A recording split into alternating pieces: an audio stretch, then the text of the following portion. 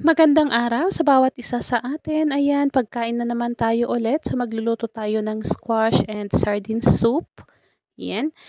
So, yung mga ingredients natin ay kalabasa, Apollo Pancit Canton, sardinas, any brand, magic sarap for seasoning, and onion and garlic. Ayan. So, as usual, gisa lang natin yung ating onion at garlic bago idagdag yung ating kalabasa. Ayan. And tinimplahan ko muna ng asin bago ko siya tinakpan para palambutin ng konti. Palambutin lang muna natin. Ayan. Pagkatapos na medyo lumambot na ay nagdagdag na ako ng tubig na pinakasabaw na nito.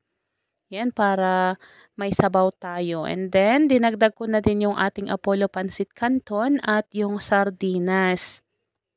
Kadalasan kasi ay Apollo Pancit Canton at sardinas lang, pero dahil meron tayong kalabasa ay naisip ko nang idagdag ito. And actually, masarap naman siya, malinamnam yung kalabasa na bumabagay sa ating Apollo Pancit Canton at sardinas. Ayan.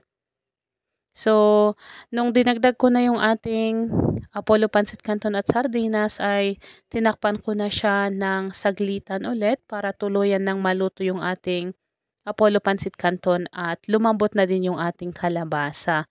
And yan, hinuli ko nang dinagdag yung ating magic sarap for seasoning at ready to serve na siya. Thank you for watching!